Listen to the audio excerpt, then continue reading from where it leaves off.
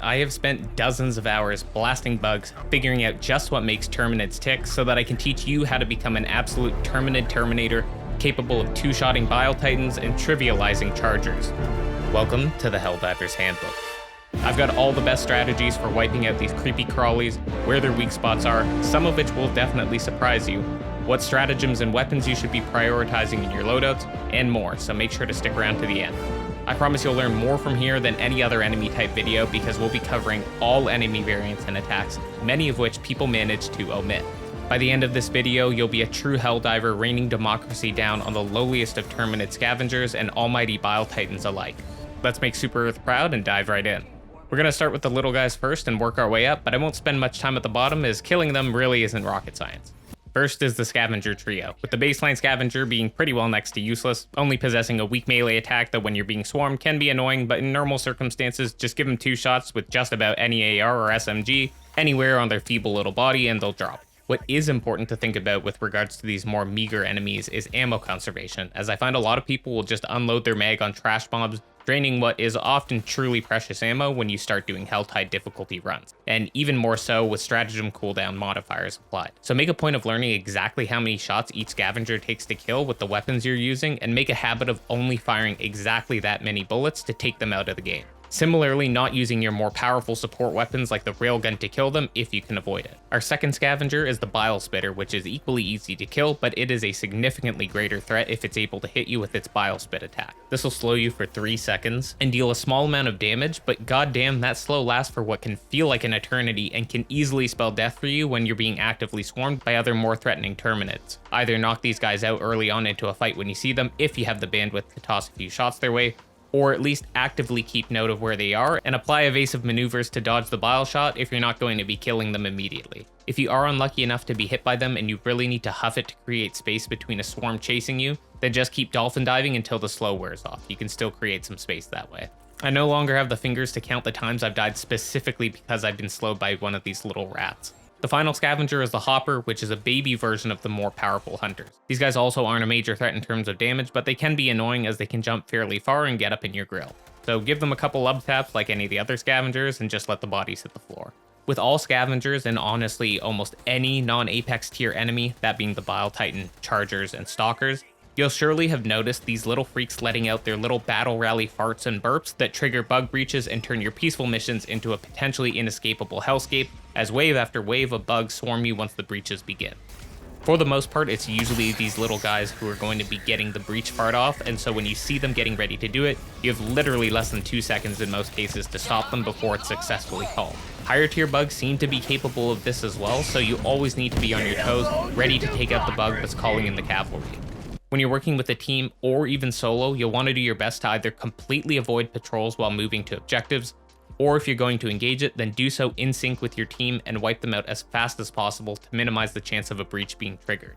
There are also many cases where a bug breach that's triggered by a patrol is not actually worth engaging with at all, and you should instead just book it and continue onwards towards your objective, possibly throwing 1 or 2 orbitals behind you or priming a sentry to slow the swarm down enough that you can run far away enough to de-aggro them, rather than wasting time and resources on bugs that aren't going to reward you with anything anyways. Assuming you have no Apex tier enemies chasing you, there's a good chance you'll be able to outrun any other swarm if you give it some time. Next up, we've got the 3 Warriors. The first can be found at any difficulty, and they're pretty much a baby brood commander. They have a reasonably strong melee attack, so do keep your distance.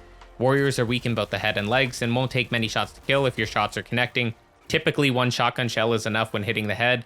However, if you blow their head off, you'll put the warrior into an enraged state. During the enrage, the warrior will run towards you and attack faster for a couple seconds before finally dying, which can easily kill you if you blow their brains out too close to you. Now, a lot of people recommend hitting the legs instead, as it will cripple the warrior and prevent the enraged state from taking place, but I'm actually going to advise against this and say keep hitting the head. Mainly because the enraged state is actually only triggered if you don't do enough damage to fully stop it in its track. For example, a railgun shot to the head on any warrior will always instantly kill it, while a shot to the legs will not. Similarly, shooting a couple extra rounds to the head after it's blown off with a rifle will also drop it immediately. This will either take an equivalent or lower amount of ammo compared to leg hitting, and it's just way more consistent than hitting one leg then counting on being accurate enough to hit the second. The final alternative, and I think this is a good middle ground, is that you should knock off one leg and then the head. But generally, I think going for 2 legs is the worst means of tackling warriors. Another interesting battle mechanic that warriors possess, though uncommon, is that they can burrow and end up right beside you, but it's hard to say when they'll actually perform this. The only times I've consistently seen it happen is when I put myself out of reach on higher ground, so it could be a matter of distance, or after a certain amount of time passes without them being able to attack you.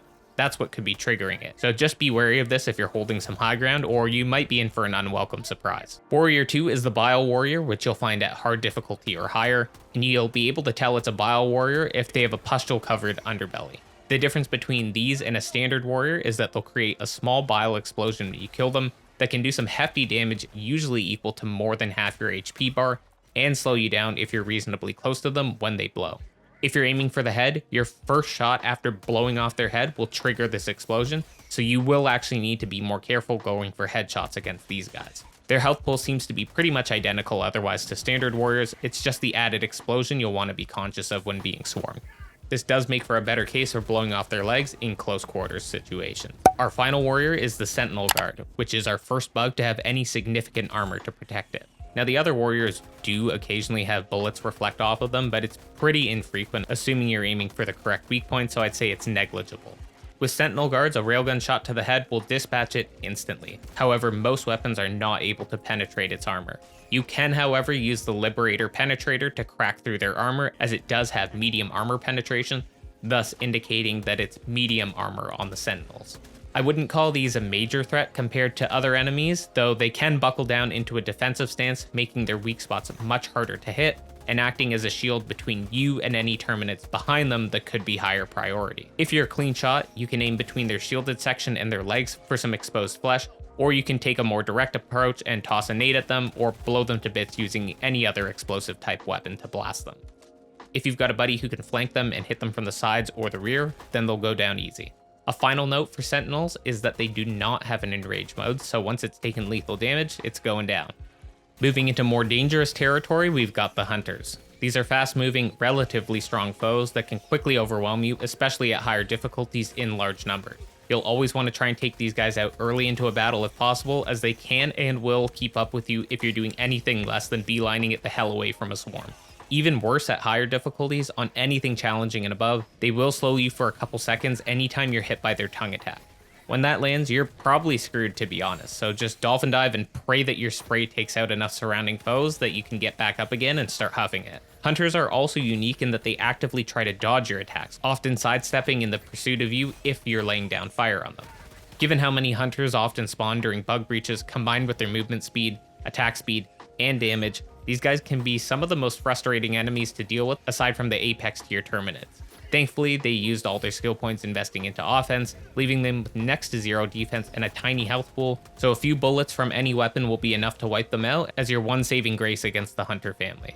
Staying on theme with assassin type enemies, let's talk about one of the most despised Terminid terrors in the game, the Stalker. No one likes being followed around by a creep, and these guys are experts in that category. Stalkers are the ultimate Hunter evolution. They move extremely fast, have stealth, will attack non-stop once they get within striking distance, or they'll show you what that tongue do and launch your ragdoll ass 30 feet while knocking off half your HP as you desperately struggle to get up and fight back. They're also massive babies that will retreat sometimes with a 100-foot step back if you do enough damage to them, just to run back and give you that fatal smack on the ass. Why are you running? These are even higher priority to take out than the generic Hunters, because if they're getting close enough to attack you, then you'd better pray that you can unload your clip fast enough to take them down, or that their tongue attack launches you in a favorable enough direction to survive to fight another day. They have a much higher health pool than standard Hunters, sometimes taking more than 2/3 of a normal weapon clip to take down. Aim for their head or front legs and pray they die, or grab a railgun to one-tap it, or another strong support weapon, and they should go down in a couple seconds. A pro tip is that if you ever see a Stalker on your map, it means you must be close to a Stalker lair, which is the source of all Stalkers on your current mission. Find that nest, huck a grenade down that hole, or lay some explosive fire on it to blow it up, and you'll be rid of these big bug bastards for the rest of the mission. Most of the time, there's just one Stalker nest, but there are uncommon situations where you will have two to deal with. In the name of democracy and high-quality research-backed gaming content, hit that subscribe button, Helldiver. The final of the more Scavenger and Hunter-esque looking critters is the Brood Commander. While the big kahunas like the Charger and Bile Titan are obvious threats, I think there's a strong argument for these actually being your #1 priority in a fight. Not only are they still strong enemies, but they can also directly call their own form of bug breaches into the fray almost immediately, pulling up enemies with them when they do this special call, and calling a full breach if they do their little signal burp. I've heard people even say that they are in fact the ones responsible for bringing Bile Titans in during bug breaches, though I haven't been able to confirm this despite numerous tests currently. I've been able to observe multiple bug breaches called by a Brood Commander where a Bile Titan subsequently spawns, but I haven't paid enough attention to see if a non-Brood Commander called bug breach has done the same.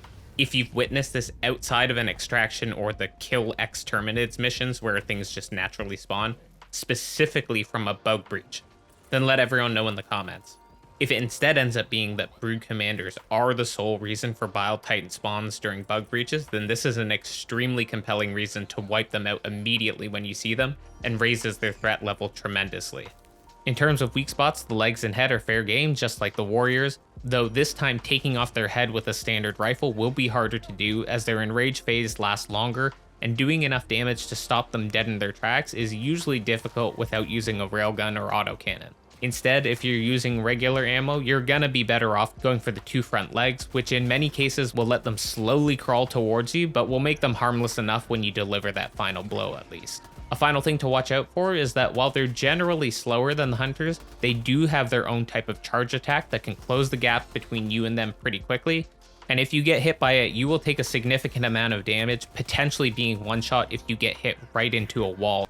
Overall, these guys can be tough to deal with given their large size, increased health, and damage, especially in the heat of a large swarm.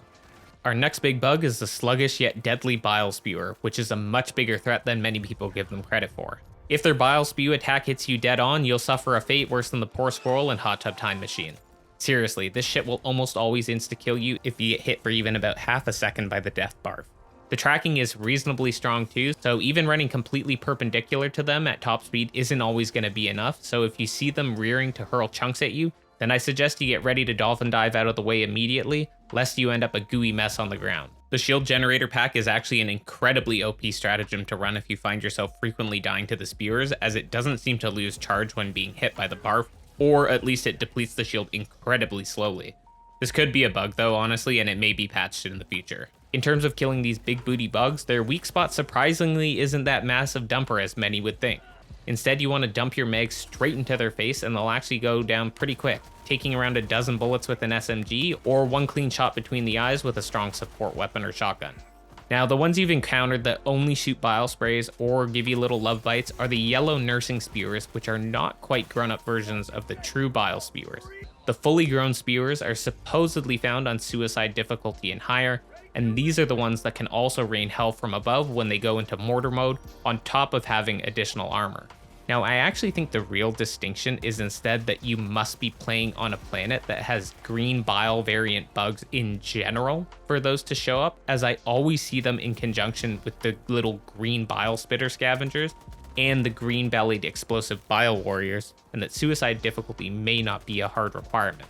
I can't exactly remember, but I'm pretty sure I've seen these at earlier difficulties. Maybe some of you can let me know in the comments what difficulties you've seen them at as well. The range on these mortars is pretty damn far, and if you're not paying attention to the Bile Spewer itself, or the projectiles they're firing, there's a good chance you'll have a pile of explosive goo landing on your head at some point during your mission if they're present. If you're constantly on the move, these are lower priority, but if you're trying to hold a specific piece of ground, then you'll want to consider sending some fire their way, as they can get very overwhelming once you have more than 3 of these guys hurling goop your way. A very important note is that these more heavily armored Bile Spears cannot be headshot with standard ARs. You need higher armor penetration to take them down, with ideally explosive support weapons, or the railgun, or an equally powerful stratagem. The arc throw is actually not a terrible weapon to use in this case against them, considering their armor. Second last on the list, and debatably actually number 1 most annoying and highest kill count Terminid, is the dreaded Charger. Big rhino bull-like son of a bitch is the bane of most Helldivers' existence, as they have absolutely no chill when it comes to running you down and ramming their horn right up your hellhole. Chargers are very fast, and if they're aggroed on you, they will chase you to the ends of the earth. You're going to have to channel your inner Matador and have it ram its head into a hard surface to stun it for a couple seconds, or run exactly perpendicular to it as it approaches. dolphin diving where necessary to avoid it when it's close. They can turn and resume chasing you way faster than you'd expect, so get ready to keep running. Because of their heavy armor, it may seem hopeless to kill it with normal weapons, and well, that's pretty much true, unfortunately. Thankfully, there are means of taking these guys out relatively easily, especially with good team communication with the right weapons. While their exposed ass seems like a reasonable target, it's often much harder to hit than you think. You don't actually seem to do any increased damage hitting them from behind. Instead, you're going to want to blow off the armor on any of their legs, preferably a front leg in my opinion, to expose the weak flesh underneath. Call out to your team members which one you're focusing on to conserve ammo when doing this. Unfortunately, a railgun is really the only weapon that can reliably expose this flesh, with weapons like the grenade launcher and autocannon simply bouncing off the thick armor, which is really unfortunate. Now, if you don't have a railgun, then ass shots with whatever weapon you have is still a viable strategy, it's just not optimal. You can also hit it with an arc thrower, or you can use a flamethrower that's pointed right at one of its legs to take it down, but is again not an ideal weapon to use to kill them, honestly. With a railgun, usually 2 well-aimed charged shots to a leg will expose the flesh, then just dump a mag from your primary or another 1 to 2 railgun shots into that exposed leg and it'll go down. What's nice is that every time you land a well-charged railgun shot, you'll slightly stagger the charger, making it easier to dodge them and to line up the following shot. Even more so when doing this with a fellow Helldiver. Alternatively, you can do the same by hitting a charger in the head and it'll blow off after 3 to 4 shots, but for some reason I've had worse results with the staggering, so it's hard to say which is best, as this method is tougher to execute but can require less shots if done perfectly. If you go the head route, however, you'll have to commit to the railgun, but you can't finish it off with a primary, so if you want help from a teammate, they're going to have a railgun too. It's honestly a ridiculous amount of resources to kill one though, and I personally think they're a little overtuned at the moment, but hey, this is the best we've got for now. If you aren't a great shot, you can always still aim for the rest of its body if you've got a railgun, as your shots will chip off its armor progressively. If you're coming down in your hell pod on a respawn, you can almost always one-shot a charger with a direct impact too. If you've noticed that the charger looks like it's bleeding out, there's a good chance it actually is. Now, the time it'll take for a charger to actually bleed out is incredibly unpredictable. You'll know that it's in its bleeding state if you see it spewing green blood out of its sides, but I've seen it take more than 3 minutes for this to happen, and sometimes I've seen it take less than 30 seconds. Personally, I wouldn't bank on it bleeding out until it dies, just consider it extra damage over time and kill it as you normally would. It's also worth noting that there's a charger variant called the Behemoth Charger that looks more menacing, but it has exactly the same health pool, so killing strategy remains unchanged here. A final neat thing about chargers that most people don't know is that if you're killing bug hives, that if a charger rams into a bug hole, it will kill it. This can be handy for hive killing if you're out of explosives, but it's way easier said than done. This is a good time to mention a tip for killing hives in general as well. Both the grenade launcher and autocannon, or any support weapon with explosives damage for that matter, is capable of blowing up bug nests, though the former have much better ammo capacity for making this feasible. With a well-coordinated team, you can take out an entire large nest in a few seconds as long as one person has an autocannon or grenade launcher on them to cover most holes. The orbital laser works well too, and can kill nest holes despite not saying it's explosive, though it's actually not able to directly target the holes. It instead has to target Terminids coming out of the holes, which makes it a little bit finicky. So you can drop your laser down and then run by the holes to force spawn Terminids out of it, and then your laser will progressively move to each hole, assuming they've only just come out of it and are still close enough for the laser to blow it up. Hopefully this gets a patch where it can prioritize the holes themselves like it does for the automatons, where it prios the large structures like fabricators and turrets. But maybe that would be too OP and maybe it's wishful thinking. And finally, we've made it to the ultimate big bad, the Bile Titan. These guys can be an absolute menace when you're within spitting distance of them, literally, and even from far away they can still pose a massive threat. They have 2 types of attacks, the first being a melee attack, where any of their 4 impalement-capable limbs can stomp down on you and almost always one-shot you. Additionally, it feels like being generally around them and underneath them while they're walking can sometimes cause your character to take damage or get ragdolled if you make contact with them, even if they're not actively attacking you. Their second attack is a much bigger threat, and that's their bile spitting charge, where they'll open their mouth for a few seconds before launching a giant spray of bile, similar to the nursing spewers at your character. This has an extremely long range, is a wide cast ability, and it lasts a good few seconds, so you need to be in cover or really huffing it perpendicular to the shot if you want to have any hope of dodging it. If you're hit by it, you'll be slowed, take some serious damage, and you're in trouble if any enemies were nearby you at the time who could finish you off. Now, in terms of killing this terrifying Terminid, your best bet is always going to be just having a heavy payload orbital to drop down on it, and praying it's one that's strong enough to take it down in one fell swoop. The 500 kilo Eagle is my personal favorite as it has the highest success rate for one-shotting Bile Titans of any stratagem I've used, and if you're smart about leading your orbital placement and having the Titan walk over the strike zone right when the payload is delivered, then you'll be sending Bile Titan chunks across the map no problem. Solid alternatives include the orbital laser, which can take a Titan down if the entirety of the laser is directly hitting it, while an orbital rail cannon can do immense but not quite lethal damage to a Bile Titan in most cases.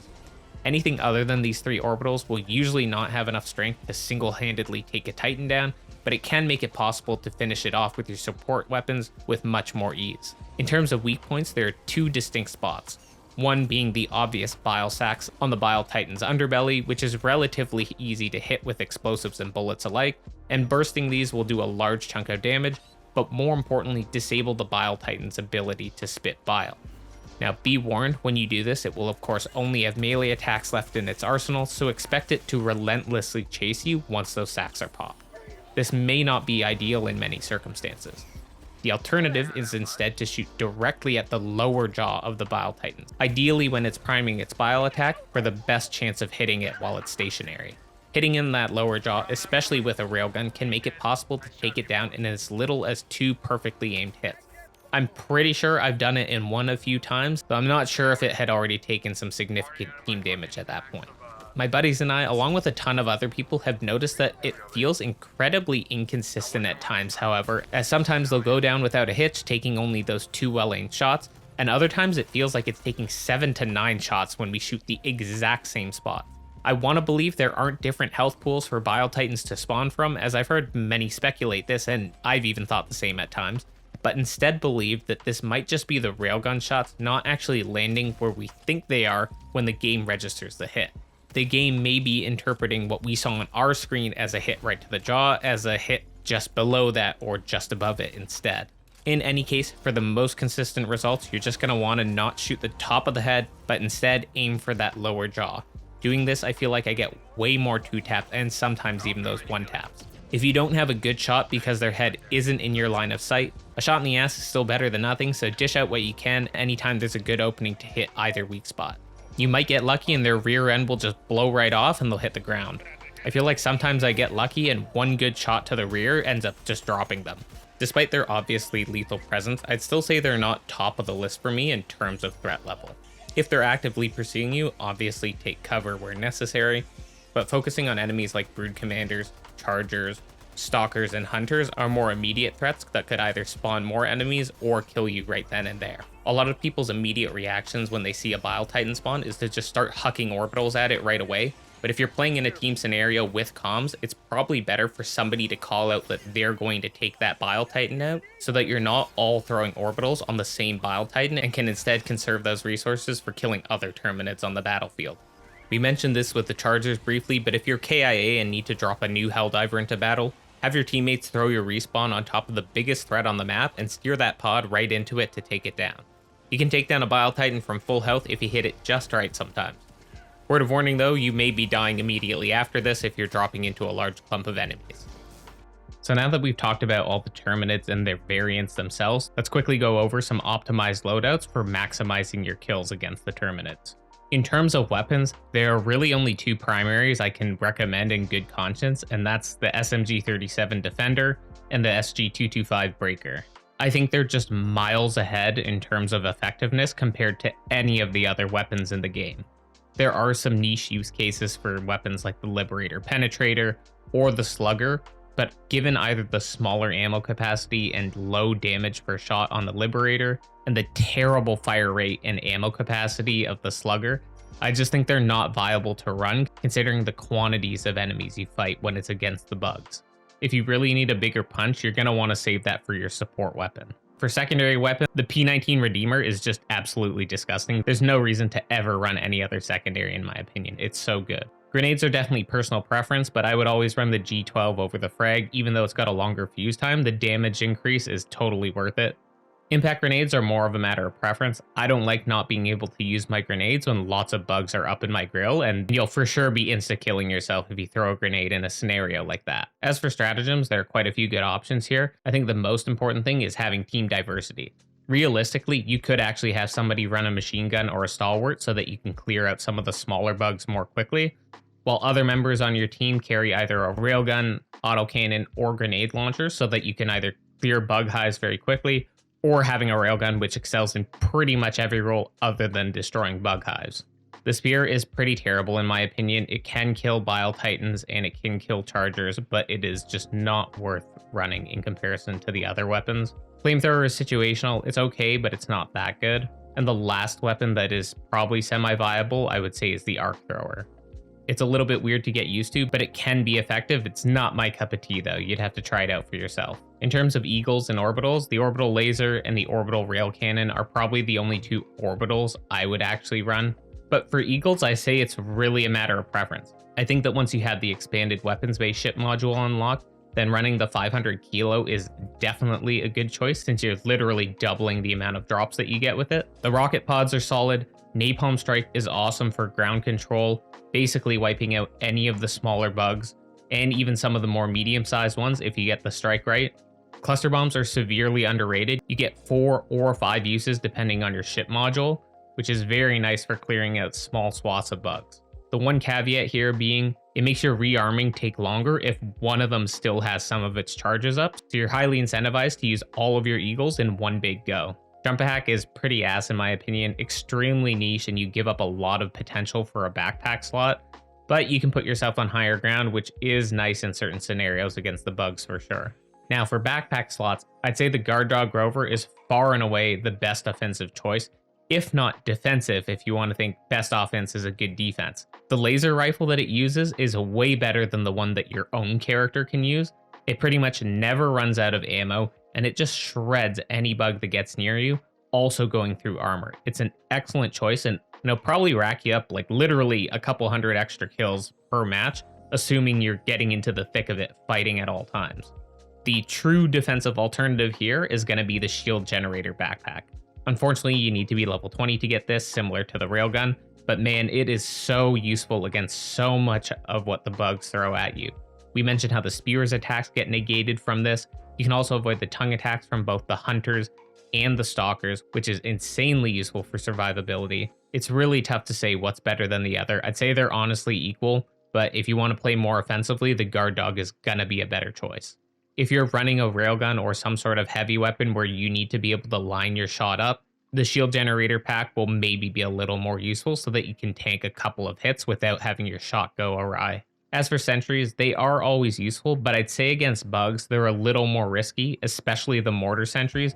Just given the nature of how the bugs operate, they're always trying to get closer to you for the most part, aside from the couple of ranged ones. And so your sentries are more likely to end up friendly firing on you or your teammates who are being swarmed by other bugs. For that reason, the EMS mortar sentry is probably the best of the bunch, considering, it will slow you, but it'll also grind your enemies to a halt without killing you. I've got a ton of stuff planned for Helldivers 2 coverage as this amazing game continues to evolve, so if you found this video helpful and informative, then consider subscribing to stay up to date on the most well-researched Helldivers 2 content and other upcoming games. If you're a true democracy spreader and you want to fight back against the algorithm, then drop a liberty in the comments. I'll see you in the next one, Helldivers. Peace.